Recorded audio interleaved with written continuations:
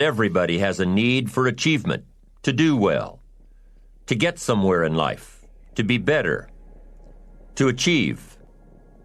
Achievement means moving forward. And in order to move forward, you must be motivated, inspired, ambitious. You must have dreams and goals that create ambition, good ambition, positive ambition. Now, ambition does not mean being greedy. It does not mean being selfish. It does not mean getting ahead at the expense of others. Ambition is not greed. Ambition is not avarice, an all-consuming desire for wealth. Ambition is not hoping you can win at the expense of others. Do you suppose Judas was ambitious? He ended up with 30 pieces of silver, a fortune in those days. Was Judas successful because he had all that money? No, Judas sold out. Was Judas happy when it was all over with? No. The money didn't make him happy. What he did to get the money certainly didn't make him happy. What Judas became in the pursuit of his fortune caused him to end his own life. What drove him was not ambition. Ambition is not greed. Ambition is an eager desire to achieve, an eager desire to get ahead in life, to do more for your family, to prosper in health, wealth, and relationships. Now, desire does not always translate into ambition. Desire is what you want for yourself: a bigger house, a better car, a fatter bank account, a better life. I desire to have these things. Ambition is how you get there. Desire is sometimes healthy. Desire is sometimes unhealthy. Desire might say, I want the tallest building in town. The destructive side of desire might urge you to tear all of the other buildings down. I guess that's one way to do it. You might get away with tearing down the first one and maybe the second one. But in your desire to tear them all down, sooner or later, some guy is going to be standing out in front of his building saying, I'm on to you. Get out of here. And pretty soon you're no longer known as a builder. You're known as a destroyer. Now, the second way to have the tallest building in town is to see it, dream it, and plan it, and put your team on it, work on it. Go through all of the steps to get there. Do it right. Have the ambition to be the owner of the tallest building in town. And go through all of the right steps to get there. If you really want it, and have the skills to do it, and the patience to weather all of the storms, your ambition will lead you there. Having the ambition to do what it takes to get you where you want to go is good. Ambition is creative and constructive. Ambition is an expression. It's something inside of you want to express in a positive way. I'm sure you have dreams of accomplishing great things. Are you ambitious enough to realize these dreams? Are your dreams strong enough to pull you toward your future? Are they vivid enough to see the end result now? Are they worthy of doing until you get there? What are your reasons for creating these dreams? Reasons vary from person to person. I bet if you did a little soul searching, you could come up with a fairly strong list. The list of reasons. Why is it so important to achieve these dreams? What are you trying to express? These reasons for accomplishing great things are different for everybody. There are personal reasons, sometimes uniquely personal reasons. Some people do well for the recognition. Some people do well because of the way it makes them feel. They love the feeling of being a winner. And that is one of the best reasons. Once in a while I hear someone say, if I had $1 million, I'd never work another day in my life. Hey, that's probably why the good Lord sees to it that he doesn't get his million, because he would just quit. Family is another reason, a motivator for doing well. Some people do extremely well because of other people. And that's a powerful reason. Sometimes we will do something for someone else that we would not do for ourselves. I know a lady who was getting back on track from financial disaster. Even though she didn't have much of anything left, her primary motivator was to keep her daughter in private school, an expensive one of the best in the country. Although her goal was to financially surpass where she was before her economic fall, her main reason to work all of those extra hours was to give her little girl the best possible education. As you can well imagine, wanting to do something for someone else led her to all sorts of other accomplishments as well.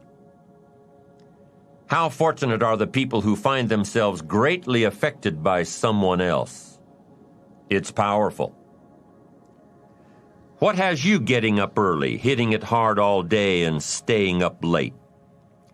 What has you inspired? What are your reasons for doing well? What's at the core of your quest? What is the power behind your ambition? You don't have to worry about the winds that will most certainly blow around you, the obstacles, the negativity that will stand in your way. You don't have to worry about what other people will say. You just have to keep your mind on your course. Those winds may blow fast and furious, but if you know your path, if you know where you are going, they will help push you toward the dreams and goals.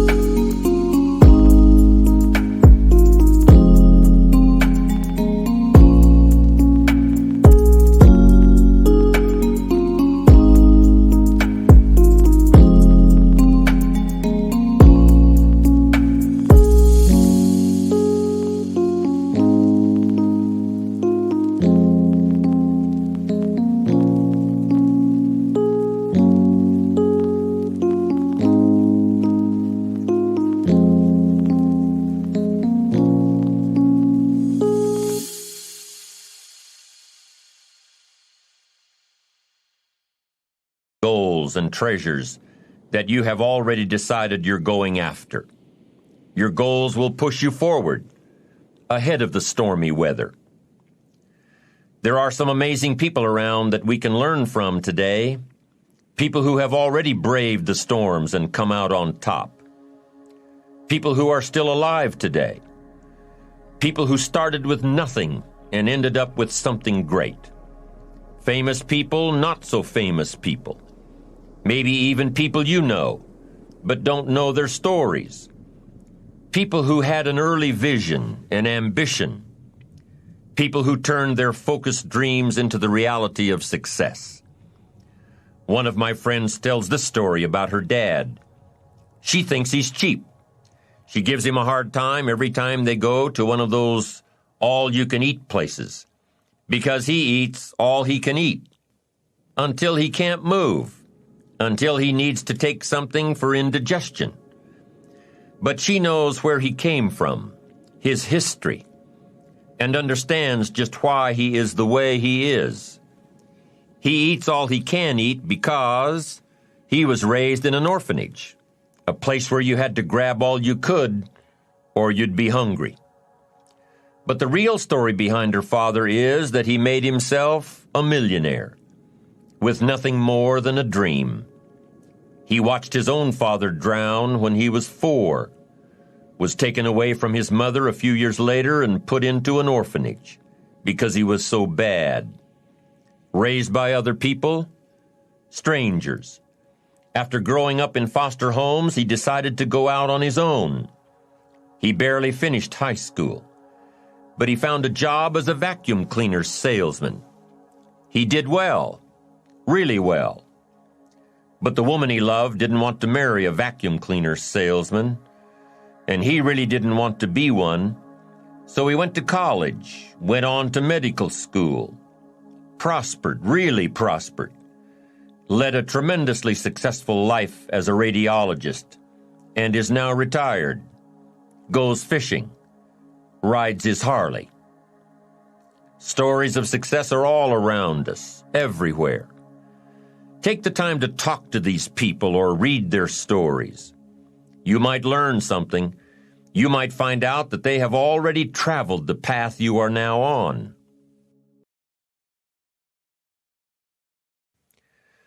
You know, when most of us think of Jesse Jackson, we think of the political Jesse Jackson. But what most of us don't realize is that before Jesse Jackson went to the streets to gain votes, he went to the ghettos with a message for inner city youth. During his rallies, he would have the street kids repeat after him, "I am somebody." Jesse Jackson's message to these kids was that ambition is a moral imperative. To be a good person, you have to have ambition. You have to try to do something good with your life. You have to try to get out of where you are today or make where you are a better place tomorrow. You have to, or anything else is a waste. Mr. Jackson knew that his contribution to life began with America's youth, where he could make a difference before bad attitudes and bad habits took over for good. He went to make a difference with the disadvantaged youth of America. What an admirable mission. I'm sure you know that the same principles he teaches apply to you. When you get up tomorrow morning and are standing in front of the mirror getting ready for the day, remind yourself that you are somebody, that you are important, and that you can make the changes that will move you closer to your ideal future. Listening to the words of people like Jesse Jackson are of total importance because motivation, lasting motivation, is backed with education. Many of these people have written books on their journeys. These books tell the stories and give the secrets that we can all learn from. Let's say you decided to take a trip, just a short one, maybe for a weekend. Let's say you want to go away to a place you've never been before. Wouldn't you want to find someone who had been there? Ask them a few questions? What's the best way to get there? The safest route? The quickest route? What do I need to bring to be totally prepared? What fun things should I look for on the way? What dangers do I need to avoid? By talking with someone who has already been there, it'll make your trip that much more enjoyable. It's the same thing with life. By listening to those who are farther along in the journey you are interested in taking, and learning from their successes and failures, you just might pick up something that will make your journey that much better. Listening to the stories of others can be motivating, captivating. They can provide that extra push you've been looking for. They can demonstrate what the power of ambition is truly all about. They've been there. Their knowledge is valuable. And when you use that knowledge and motivation to take action, you'll gain momentum. Eventually, you will find that the key to motivation, true motivation, is right there inside you. You won't have to look elsewhere to get pumped up, turned on, charged up. With the right knowledge behind you, you will learn how to motivate yourself. With the right knowledge, you will find yourself becoming inspired on your own, by your own learning, by your own discovering.